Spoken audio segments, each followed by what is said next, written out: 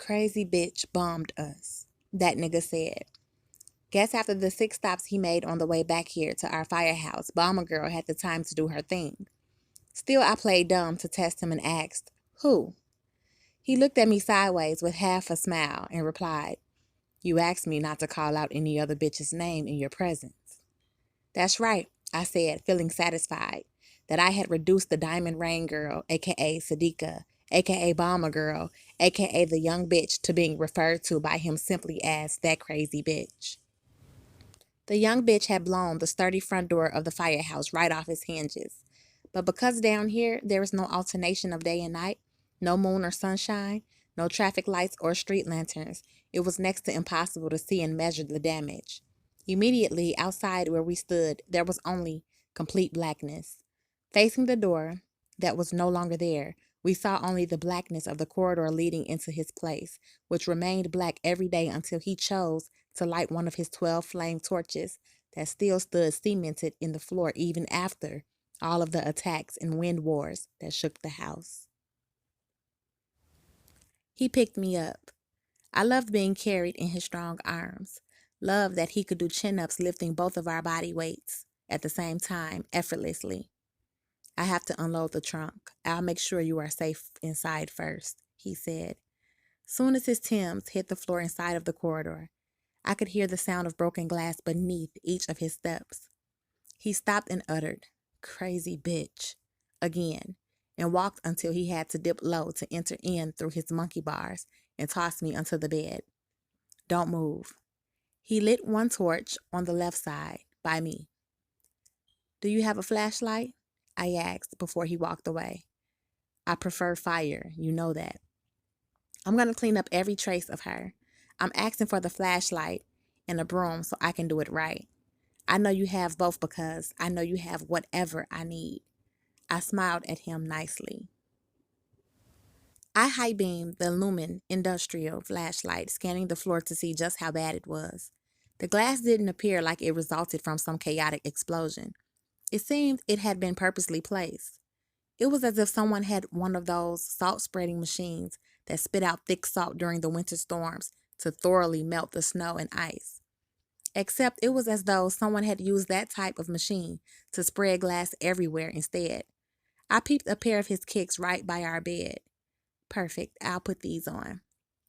I didn't know the whereabouts of my red boots anymore. When I put one of his kicks on my left foot, I expected them to be way too big. I didn't expect them to have a pair of panties stuffed inside.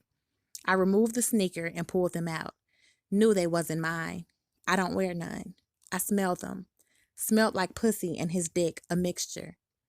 "I'll remove every trace of the every bitch," I thought to myself. I wasn't angry.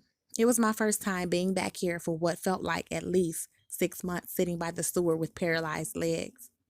As I began to sweep, beginning in the area of the bed that I just got off of, and clearing each way as I moved along, I began to discover all types of shit that belonged to other bitches. I put it all in a heap, lit the bottom of the straw broom with the flame on top of the metal pole torch, and burned it all. When he walked in and finally saw all of his bitch's shit on fire, he didn't react. It was the perfect response to me. Meant he knew I was his top choice and got the respect that he needed to give and show me that I needed to never ever have to ask for or mention.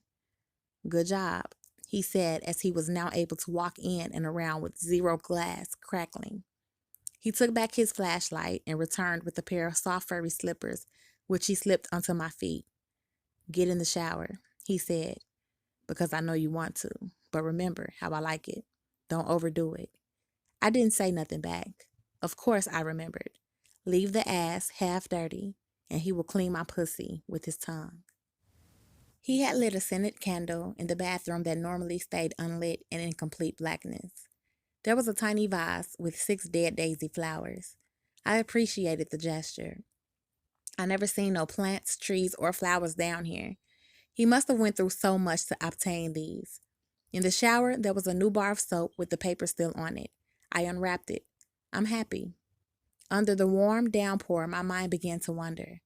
As I instinctively slid my hand between my thighs to suds up my privacy, it occurred to me a lot of shit changed since I was a teen. Niggas used to love the bush, used to call it the nappy dugout. Now, top bitches get their pussies waxed for smooth access and to receive better head. No hairs left between his teeth or caught in his throat. I laughed. I miss having manicures and pedicures. I miss shopping and switching up my hairstyles at the salons of my choice. Even in lockup, I could always get my hair done if I really wanted to. I could get my V waxed too, believe it or not. But there was no reason to. I didn't want to look good for 1,000 locked up bitches. Winter Santiago is strictly dickly. I love to be top looker for the men to lust and the women to envy. Prison deads most of that freedom flow. But on the night before my release, I chose the top, most talented scrub girls, masseuse, hair, and nail stylists on lock to doll me up precisely, according to the designs in my mind. They knew it was a privilege. They knew it was a first and last golden opportunity. They each did their job as though they wanted to leave an impression on me that might pay off for them big time one day when they step out from the cage. Every inmate in there believed in their heart and bones that I was headed to becoming the realest and the brightest superstar. Don't you want this dick? His voice jolted me. I threw back the shower curtain and smiled in great anticipation. Turn off the water, he commanded me. I did. Now come here, he said, and I could already smell the scent of the weed. He shut the door, closing us both into the small bathroom space. He pulled the lighted blunt from behind him where he was holding it hidden inside of his palm. He turned the lighted blunt around and put the lit up side in his mouth. He held it with his teeth and blew the weed shotgun smoke into my mouth, and I sucked in like a champion. I don't know if he laced his weed, but here at the last stop before the drop, the weed was 3 times more potent than any weed I ever toked. Both nude and standing close together, I could feel our feelings as though they were filling up the air, replacing the shower steam that was there moments ago and mixing in with the smell of the soap on my body, the smoke in the air, and the scent of the weed. I felt his erection grazing my skin. He handed me a short glass. I wafted it and swooned on the aroma of Hennessy. Where's your glass? I asked him. This is the last glass left in the house, he said as I swallowed. Ooh, my head was nice. I was feeling more than good. He relieved me of the now empty glass, set it on the sink. He grabbed my hand, placed it on his dick. I held it gently like a tight leash. He led me this way as he walked out backwards into the blackened corridor without tripping on his steps. Back in his playpen, all 12 torches were lit now. He laid me on top of the dinner table. There was no tablecloth or cutlery, plates, or food. I was nude on my back. He placed the linen stirrups, which now hung over the table, onto my ankles. Then he spread my legs eagle, squatted down, and stood back holding the Hennessy bottle in his left hand. I was like, hell yeah, that's my shit. My pussy trembled when he poured the liquor inside of my most intimate space. The shocking coldness caused me not to say nothing. In what seemed like seconds, he was lapping up the liquor with his long tongue. Wonderama. Oh, what a feeling. He kept the licking coming. His stirrups kept my legs spread all the way open. I came so hard my body jerked up into the sitting position on top of the dinner table. I wanted to thank him, give him head as passionately as he gave me. I leaned further forward to remove the stirrups. He kicked the table out from under me with his powerful legs. I was now hanging upside down. My head was close to the floor. He walked behind where I was hanging and buried his nose into my ass and began whiffing. Whiffing turned to him, spreading my cheeks and licking there, which no man had ever done. I was helpless and overwhelmed and overjoyed. He then slid his body beneath me, must have sensed that I wanted to please him.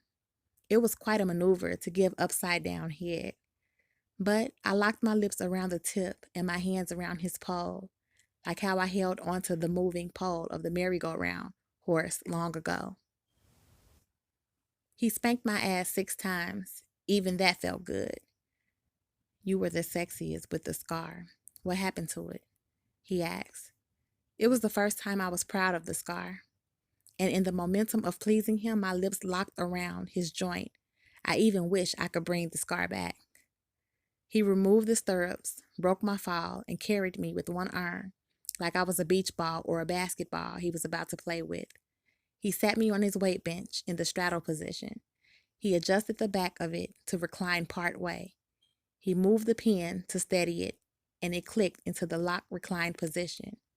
He fucked me in such a way that my back could not move and there was no resistance. When he stroked, he would hit the target each time. It was more than the friction of our flesh or the dimensions of his pipe that thrilled me. It was the choreography of a sexual encounter with him. It meant to me that he knew exactly what he wanted me to feel and how he needed to design it to deliver the highest sexual high. Stand up, he ordered me off the bench after a full stroking, but my legs were still trembling and a bit wobbly from the orgasms and maybe the weed Henny mixed somewhere in it all. He yanked me up, pushed his right hand's pointing finger in my pussy hole and thrust his thumb in my ass. He steadied me this way, held like how a nigga carries a six-pack, while his left hand adjusted the bench. He withdrew both fingers. He pushed me down face forward on the same weight bench that was now locked into a position where my head was by the floor and my ass was up high. He spread my ass cheeks and plunged between them. I really like you, bitch, he said as he stroked, and your ass is the most comfortable to me.